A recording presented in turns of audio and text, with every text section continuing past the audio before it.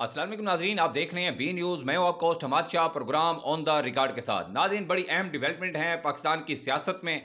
सबसे बड़ी खबर जो ये सामने आ रही है कि इस्तेकाम पाकिस्तान पार्टी के जो चेयरमैन हैं जगीर तरीन, उन्होंने सियासत छोड़ने का ऐलान कर दिया है, पार्टी छोड़ने का ऐलान कर दिया है और वो जो है अपने आप को सियासत से दूर करने लगे हैं। शायद जगीर तरीन को समझ आ गई है कि जिस शख्स के साथ वो पंगा ले बैठे हैं या जिस शख्स के साथ वो धोखा कर बैठे हैं, तो शायद पाकिस्तान की आवाम की मोहब्बतें वो दोबारा से हासिल नहीं कर सकते हैं। इसलिए उन्होंने जो है वो ज़रा टाइमली फैसला कर लिया है कि मैं सियासत से किनारा कशी इख्तियार कर लूँ, वो ज़्यादा बेहतर है, वही अपना कारोबार चलाता रहूँ, वरना यहाँ पे मुझे कोई घास डालने वाला नज़र नहीं आ रहा। बुरी तरह नाकाम हुए हैं, बुरी तरह जो है वो फ्लॉप हुए हैं, पूरी पार्टी फ्लॉप हुई है। तो अब जो पीछे उन्होंने वारसीन छोड़े हैं वो ओन चौधरी है, जिससे वैसे ही पाकिस्तान की आवाम जितनी मोहब्बत करती है वो सबको पता है। और फिर अलीम खान है, तो ये भी आने वाले दिनों में ऐलान होंगे कि ओन चौधरी और अलीम खान ने भी सियासत से इस्तीफा दे दिया है। तो उस दूसरी जानिब सिराजुल हक जो कि जमात इस्लामी के चेयरमैन है और बड़े दबंग किस्म के इंसान है और काफ़ी टाइम से वो जो है जमात इस्लामी को लेकर आगे जा रहे थे, लेकिन अचानक से सिराजुल हक का जो है वो भी इस्तीफा सामने आ गया है। तो ये मुल्क में इस्तीफों की बम्बार है और दूसरी जानिब जो है प्रिजाइडिंग जो ऑफिसर हैं, आरओज हैं, वो इस्तीफे दे रहे हैं, कई जज इस्तीफे दे रहे हैं।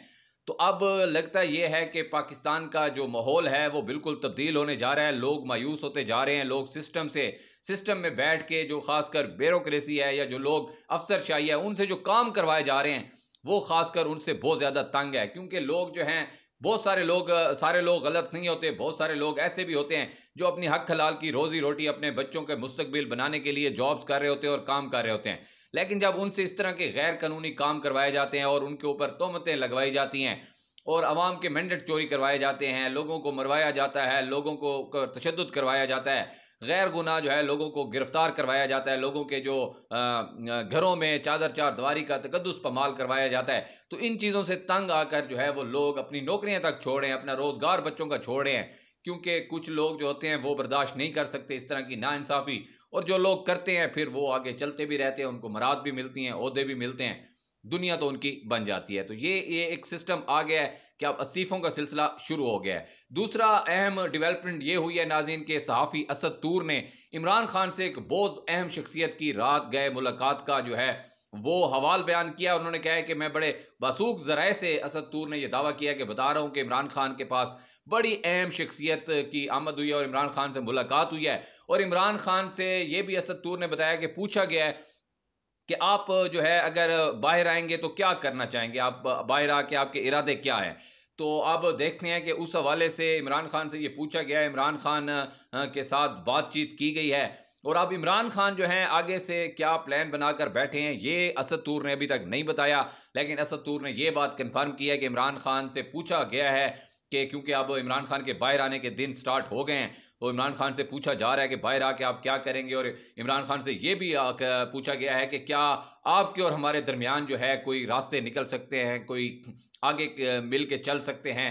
तो इमरान खान से ये भी पूछा गया है, लेकिन इमरान खान ने अभी उसका जवाब नहीं दिया। अब देखते हैं कि इमरान खान उसका जवाब कब देते हैं। लेकिन दूसरी जानिब एक खुशाइन बात यह है कि इमरान खान के लिए बाहर आने के रास्ते हमवार कर दिए गए हैं। 12 केसों में इमरान खान को जमानत मिली है। तो अब इमरान खान ने आज जब इमरान खान के वकील इमरान खान से मिले हैं तो इमरान खान ने उनको मैसेज दिया है कि आप मेरी साइफर केस में और इद्दत में निकाह केस में और तोशाखाना केस में जो है वो जमानत की दरखास्तें दायर करें, एप्लीकेशन दायर करें और मेरे बिहाफ पे आप ये एप्लीकेशनें दायर कर सकते हैं। तो इमरान खान ने टास्क दे दिया है।